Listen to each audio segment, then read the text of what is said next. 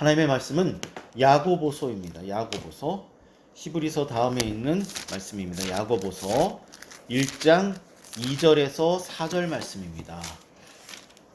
야고보서 1장 2절에서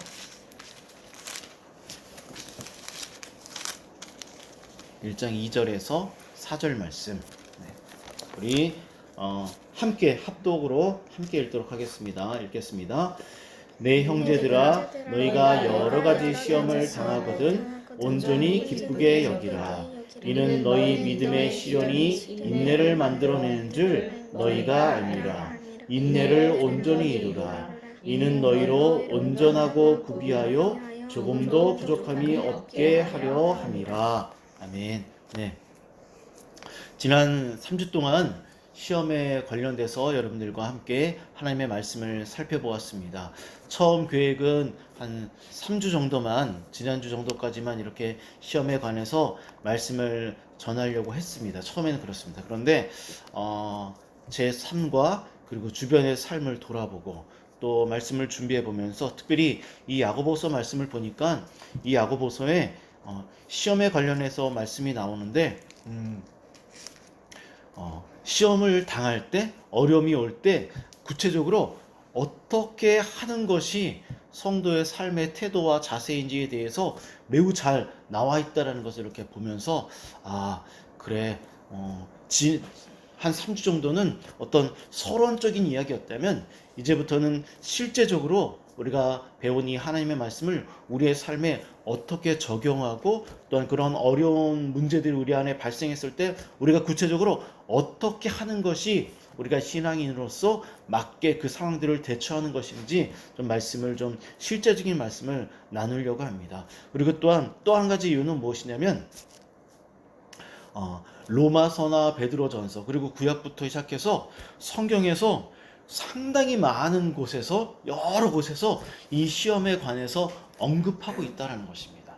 성경에서 한두 군데만 이 시험에 관해서 말씀을 하고 있는 것이 아니라 여러 곳에서 시험에 관해서 말씀하고 있다는 것은 무엇이냐면 시험이 매우 중요하다는 것을 강조하는 것이고 그리고 우리의 삶에 있어서 삶의 문제에 있어서 이 시험이라는 이 문제를 우리가 온전히 이해하고 해결하지 못하면 바르게 알지 못하면 우리의 삶을 온전히 이해할 수 없다라는 것입니다.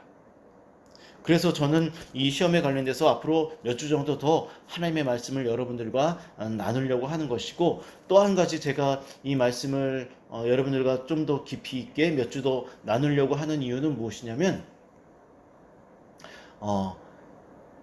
우리 가정도 특히 또 제 아내가 요즘에 병원에서 굉장히 여러분들 잘 알 수도 있고 모를 수도 있겠지만 엄마가 요즘에 상당히 힘든 시간을 보내고 있습니다. 그래서 그런 부분도 있고 또 제 주변에 여러 사람들 이렇게 보니까 힘들지 않은 사람이 없더라고. 그래서 이런 부분들을 우리가 좀 더 좀 잘 이해하고 특별히 하나님이 우리의 믿음을 연단하실 때 허용하시는 이 시험이나 시련, 이 어려움, 이 역경이나 질병, 사고 이런 것들을 우리가 정말 온전히 이해할 때 비로소 우리가 온전한 그리스도인의 삶을 살아가게 된다라는 것을 우리가 좀 함께 이해했으면 좋겠습니다. 신앙인답게 삶을 대하고 살아가는 우리가 되기 위해서는 이 문제를 우리가 좀 더 온전히 이해할 필요가 있다는 것입니다. 오늘은 특별히 저는 이 시험 중에서 특별히 시험은 크게 두 가지가 있다고 했습니다. 바로 시련이라든지 역경 이런 것들을 통하여서 하나님이 우리를 연단하시는 이 테스트라는 시험이 있고 두 번째는 마귀가 우리를 유혹하는 이런 시험 이 두 가지가 있다고 했는데 오늘은 특별히 이 시련이라는 이 주제를 통해서 오늘 우리는 하나님의 말씀을 좀 더 구체적으로 좀 살펴보려고 합니다. 여러분들은 시련이나 또 고난이나 질병이나 또한 어려움들 정말 자기가 감당하기 힘든 어려운 일들이 여러분들에게 분명히 찾아올 것입니다. 그러면 이 말씀을 살펴보기 전에 여러분들 스스로에게 한번 이런 질문을 한번 해봤으면 좋겠습니다. 시련이나 어려움 등 이런 질병이나 사건 사고들 이런 고통의 시간들이 나에게 닥쳐오면 나는 이런 것들을 어떻게 지금 대처하고 있는가 한번 자기 자신을 좀 돌아보았으면 좋겠습니다. 물론 힘들고 어려울 것입니다. 매우 힘들고 어려울 것입니다. 분명히 우리는 두려운 마음도 생기고 슬프기도 하고 극심한 스트레스를 받기도 하고 때로는 하나님을 원망하기도 하고 아니면 그냥 그 자리에 멈춰서기도 할 것입니다. 그래서 어떻게 해야 되지? 막막하기도 할 것입니다.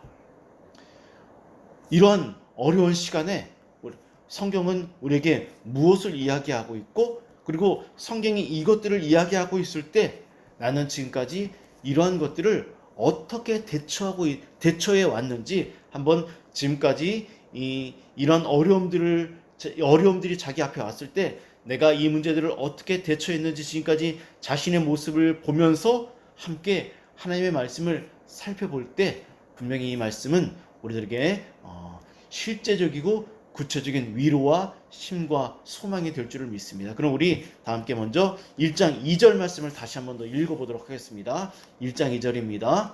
시작. 내 형제들아 너희가 여러 가지 시험을 당하거든 온전히 기쁘게 여기라.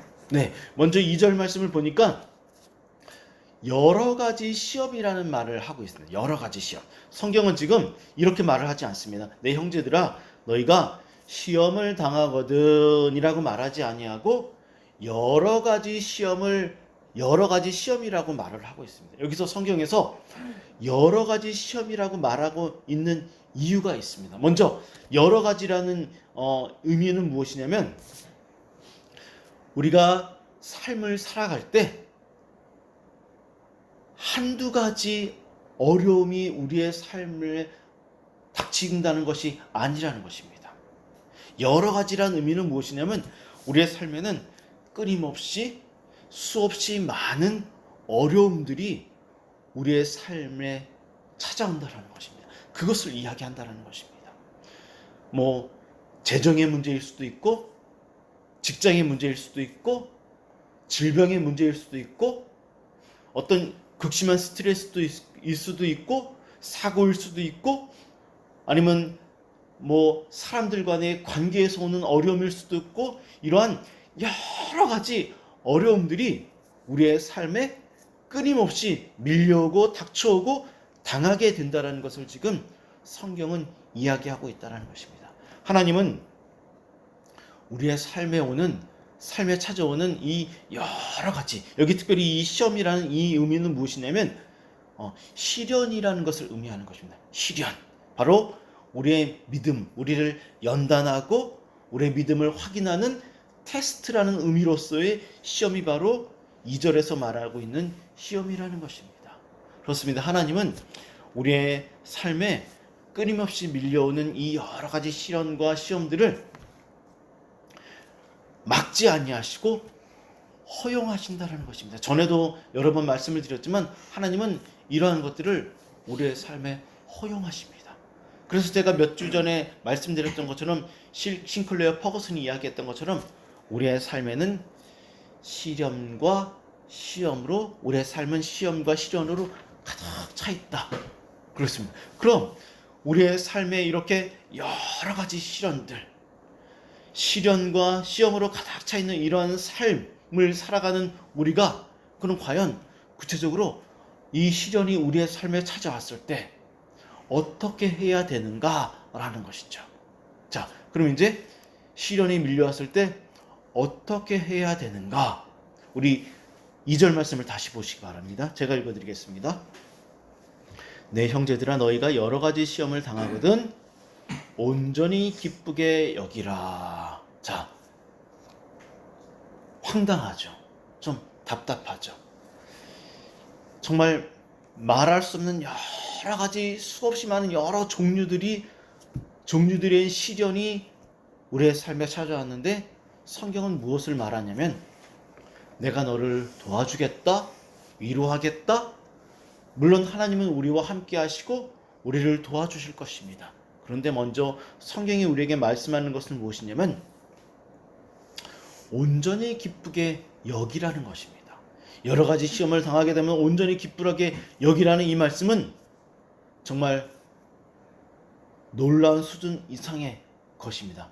이것은 그냥 단순히 놀라운 말씀이 아니라 솔직히 말해서 우리를 매우 혼란스럽게 하는 말씀입니다. 그죠? 여러분들 이 말씀이 마음 깊이 다가옵니까? 쉽게 받아들일 수 있겠습니까?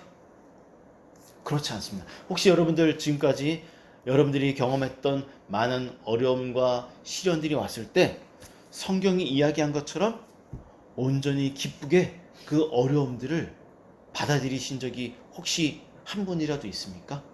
저도 이 말씀을 준비하면서 내가 나의 삶에 시련과 고통과 어려움과 사고가 내 삶에 왔을 때, 질병이 내 삶에 왔을 때 내가 정말 그것들 앞에서 기뻐했던가? 그래 본 적이 없습니다. 그럼 이 말씀은 무엇인가? 우리가 이 말씀을 받아들일 수 있을 것인가? 분명히 2절에서는 기쁨이라는 말을 하고 있는데, 그런데 우리는 실제적으로 이 말씀을 받아들이기가 매우 어렵다는 것입니다. 그럼 이 말씀은 어떤 의미인가? 그래서 우리는 오늘 이 한 시간을 통하여서 저는 2절에 있는 이 말씀에 좀 집중하고 있습니다.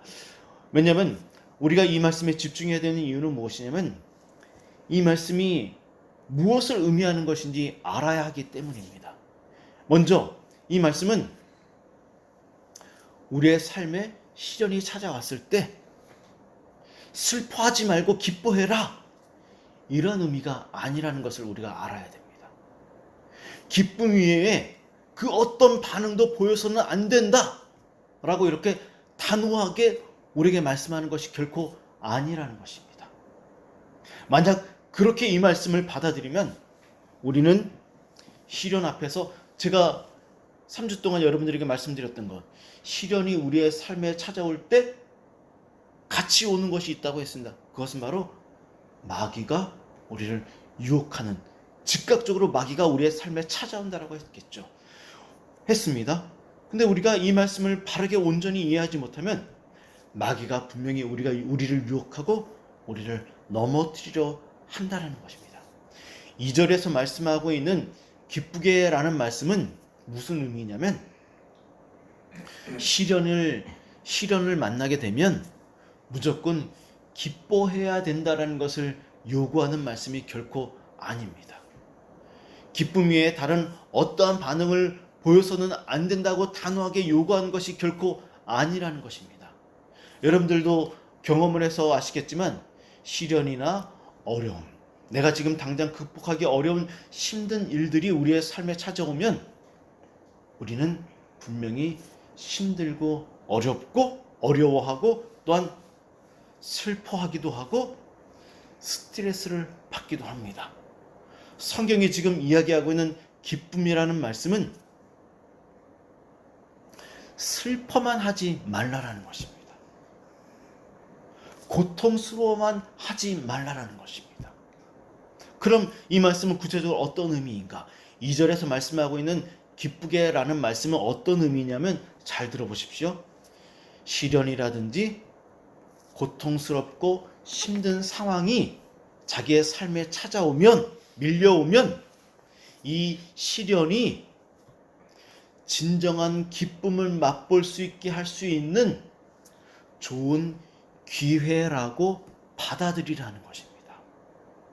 다시 말씀드려서 시련을 만나게 되면 당장은 힘들고 고통스럽고 어렵지만 하나님이 이 시련을 통해서 나를 연단하시고 시련을 통해서 나에게 선한 열매를 맺게 하실 것이라는 것을 우리가 소망 가운데 확신함으로 인하여서 결국은 이 시련을 통하여서 나의 삶에 좋은 열매를 맺게 하시기 때문에 이 열매가 나에게 기쁨을 줄 것이라는 것을 믿으라는 것입니다. 그래서 이 시련이 나에게 기쁨을 줄 수 있는 좋은 기회가 된다는 것입니다. 기회로 삼으라는 것입니다. 그래서 시련이 온전한 기쁨, 그냥 무조건 기쁨을 주는 것이 아니라 참된, 세상에서는 경험할 수 없는 참된 기쁨을 누릴 수 있는 기회가 된다는 것입니다. 그래서 시련이 우리의 삶에 밀려오면 슬퍼하지만 말라라는 의미로서 너무 슬픔에 빠져서 이 시련이 우리에게 줄 좋은 기회를 놓치지 말라라는 것입니다. 무슨 말씀인지 이해하시겠죠? 슬픔에만 빠지면, 고통에만 빠지면 이 시련은 나의 삶에 전혀 좋은 유익이 되지 못한다라는 것입니다. 좀 더 말씀을 풀어보도록 하겠습니다. 다시 말씀을 드리지만 지금 여러분이 시련이나 어려움을 겪고 있다면 그 시련은 반드시 여러분에게 선한 열매로 다가올 것입니다. 비록 시련을 만나게 되면 슬픔과 고통과 또한 극심한 스트레스 등 여러 가지 감정이 나에게 밀려오지만, 여러분들에게 따라오지만 그럼에도 시련을 통해서 선한 열매를 맺게 되기 때문에 시련이 결국에는 참된 기쁨을 맛보게 해주는 기회가 된다라는 것입니다. 결국 2절 말씀은 이런 것입니다. 시련이 찾아오면 잘 이해하십시오. 감정이 앞서서는 너무 감정에 몰입되거나 감정에 빠지거나 감정이 앞서면 안 된다는 것입니다. 감정보다는 생각이 앞서야 한다라는 것을, 하나님의 말씀이 앞서야 한다라는 것을 지금 말씀하고 있는 것입니다. 이 말씀이 여러분들에게 매우 중요한 것은 무엇이냐면, 제가 서두에도 말씀을 드린 것처럼 시련이 밀려왔을 때 우리가 어떻게 대처해야 되는지 매우 구체적으로 우리에게 말씀하고 있기 때문에 이 말씀이 매우 중요하다는 것입니다. 우리는 세상 사람들과는 다른 믿음이라는 방식으로 삶을 살아가는 사람들이기 때문에 지금 나에게 찾아온 시련이 지금은 나를 힘들게 하고 슬프게 하고 고통스럽게 하지만 결국은 선한 열매를 맺게 할 것이라는 생각을 해야 한다는 것입니다. 너무나 감정에 빠지게 되면 이 생각을 놓치게 되기 때문에, 감정에 빠지게 되면 어떻게 되느냐? 극심한 감정에 빠지게 되면 마귀가 하는 유혹에 빠져서 하나님을 원망하거나 하나님을 의심하거나 삶을 탓하거나 더 깊숙한 감정에 빠지게 되는데, 그 깊숙한 감정에 빠지는 것은 결국 마귀의 유혹에 넘어가게 된다는 것입니다. 넘어갔기 때문에 그렇게 된다는 것입니다. 시련이 찾아오지 못하게 할 수는 없지만 시련을 감당하는 태도와 방식은 바꿀 수 있다는 것입니다. 그것이 지금 야고보서가 우리에게 말씀하고 있는 중요한 삶의 태도라는 것입니다. 시련이 왔을 때 어떻게 반응해야 하는지에 대해서 지금 성경이 우리에게 이야기하고 있다는 것입니다. 저는 여러분들이 이런 생각을 했으면 좋겠습니다. 아니, 얼마나 좋은 열매를, 어떤 생각이냐면 저도 실제로 말씀을 준비하면서 이런 생각을 했습니다. 어떤 생각이냐면, 아니 도대체 얼마나 좋은 열매를 우리에게 주시길래 시련을 좋은 기회로 삼아야 하는가? 시련이 밀려올 때 너무나 감정에만 빠지지 말아야 되는가? 얼마나 좋은 것을 우리에게 주시길래 시련을 기쁨으로 받아들여야 하는가? 이러한 좀 질문을, 생각을 먼저 하나님께 여러분들 스스로 드릴 수 있었으면 좋겠습니다. 그래야지만 이 말씀이 여러분들에게 실제적으로 도움이 된다는 것입니다. 자, 이제 스스로들 이런 질문을 해놓고 말씀을 좀 더 살펴보도록 하겠습니다. 다 함께 3절 4절을 읽도록 하겠습니다. 3절과 4절입니다. 시작. 이는 너희 믿음의 시련이 인내를 만들어내는 줄 너희가 알미라.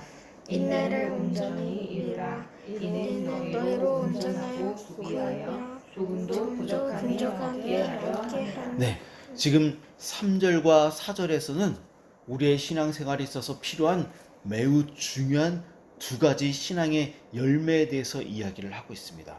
3절에서는 인내에 대해서 말씀하고 있고 4절에서는 여기 4절이 이렇게 말하죠. 너희로 온전하고 구비하여 조금도 부족함이 없게 하려 함이라. 이 말이 무엇을 의미하냐면 바로 온전한 인격과 성품을 말하는 것입니다. 여기 조금도 부족함이 없게 한다는 것은 구비하여 준비시켜서 부족함이 없게 한다는 것은 무엇이냐면 온전한 인격과 성품을 이야기하는 것이고 이 온전한 인격과 성품은 구체적으로 예수 그리스도를 닮는 것을 의미하는 것입니다.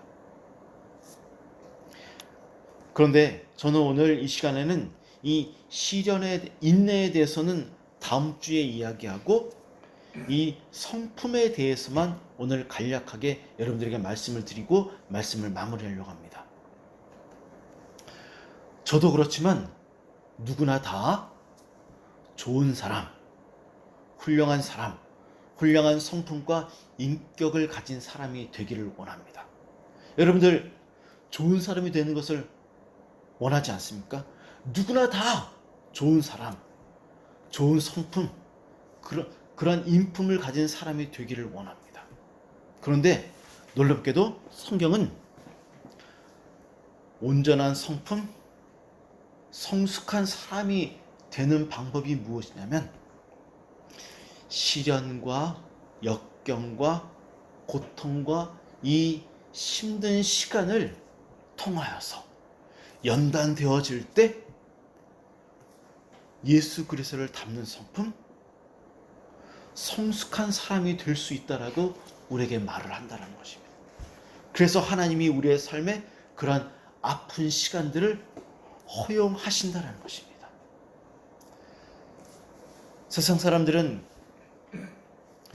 여러 가지 다양한 방식을 통하여서 인격 수양을 통하여서 심신 수련을 통하여서 좋은 인격을 소유하기를 원합니다. 하지만 그것들은 우리에게 말씀합니다.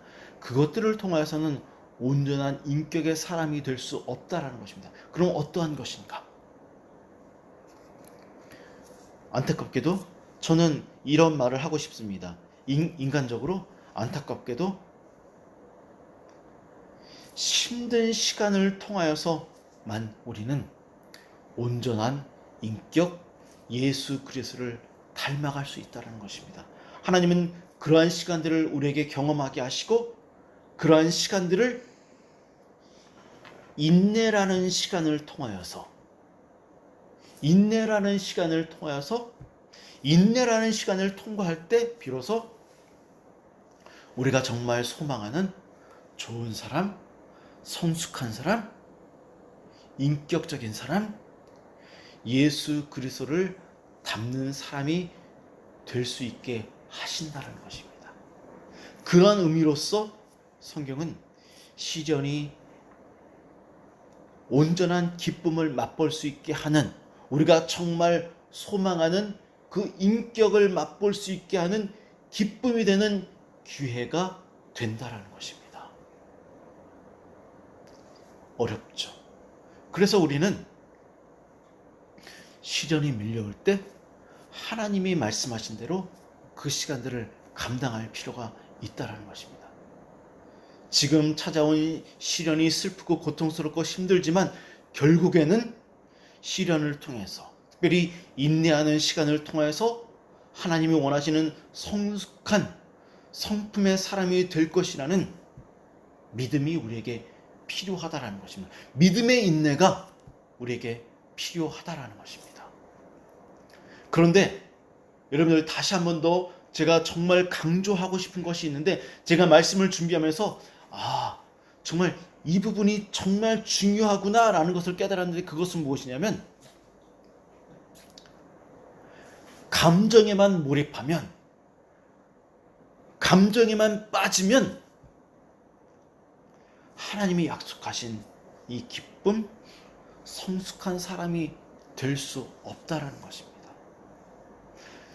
힘들어만 하면, 슬퍼만 하면, 스트레스만 거기에만 빠지면, 고통스러워만 하면, 그 감정에만 몰입되면 안타깝게도 그 시련이 우리를 온전히 연단하지 못하고 온전히 인내하지 못하게 하고 온전한 기쁨을 맛볼 수 있는 기회로서 사용될 수 없다라는 것입니다. 여기 2절에 보면 이렇게 말을 하죠. 온전히 기쁘게 여기라. 이것은 무슨 의미냐면 감정에만 빠지지 말고 시련을 대하는 태도, 생각을 바꿔라 라는 의미로서 사용하는 말입니다. 그런 의미로서 우리에게 하나님이 요구하시는 말이라는 것입니다. 제가 오늘 여러분들에게 말씀드린 말씀의 의미를 이해하시겠죠? 말씀을 이제 정리하고 마무리하도록 하겠습니다.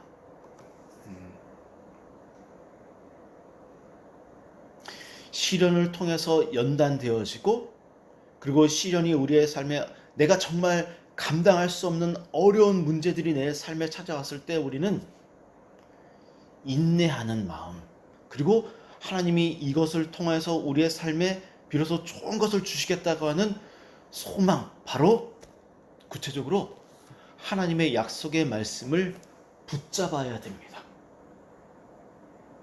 그래야지만 인내할 수 있고 받아들일 수 있습니다. 인내에 대한 좀 더 구체적인 말씀을 다음 주에 말씀을 드리도록 하겠습니다. 시련은 제가 말씀을 읽어 내려갔던 많은 주석서의 신학자들도 그렇게 말을 하지만 저는 그런 말씀을 읽을 때 참 마음이 어렵습니다. 어떤 말이냐면 시련은 결코 멈추지 않을 것이다. 제가 어제 주중에 읽었던 말씀 중에 이런 글귀가 있었습니다. 시련은, 아픔은, 고통은, 어려움은 결코 당신의 삶 속에서 멈추지 않을 것이다. 계속해서 하나님이 허용하신답니다. 왜? 우리를 연단하셔서 예수 그리스도를 닮게 하시는 것이 하나님의 궁극적인 목표이고 계획이기 때문입니다. 좀 암울하고 힘들죠. 하지만 하나님은 언제나 그러한 상황 속에서 우리를 도우시며 우리를 인내하게 하시고 우리에게 힘을 주시고 또한 소망 가운데 감당할 수 있도록 은혜를 베풀어 주시는 분이십니다. 제가 늘 말씀드리지만 이 성경의 첫 번째 독자는 바로 수많은 고통과 고난과 어려움을 경험하고 있는 성도들에게 쓰여진 말씀입니다. 우리가 경험하는 것들과는 비교도 안 되는 매우 어려운 상황 속에 빠져 있는 사람들이었습니다. 그런데 그들에게 지금 이런 말씀을 하고 있다는 것입니다. 그들은 이 말씀을 들었고 또한 이 말씀을 붙잡았을 때 그 고난을 이겨냈다라는 것입니다. 따라서 이 말씀은 분명히 우리에게 힘이 되고 위로가 되고 격려가 되고 열매를 맺게 할 것입니다. 여러분들 이번 한 주간도 분명히 어려운 순간들이 여러분들에게 찾아올 것입니다. 그때 이 약속의 말씀을 붙잡으시고 하나님이 또다시 나에게 좋은 사람이 되게 하시기 위해서 기회를 허락하셨구나. 그래서 슬픔에만 어려움에만 빠지지 말고 생각을 바꾸시고 어려움을 대하는 태도를 바꾸셔서 그 문제를 갖고 하나님 앞에 나아가 그 문제를 붙들고 기도하십시오. 그리고 예수 그리스도를 바라보십시오. 그래야지만 이 문제를 이겨낼 수 있다는 것을 여러분들에게 좋은 기회로 사용되어 줄 수 있다는 것을 여러분들이 믿고 신뢰하시고 하나님을 바라볼 수 있는 여러분 되기를 주님의 이름으로 축원합니다. 함께 기도하도록 하겠습니다.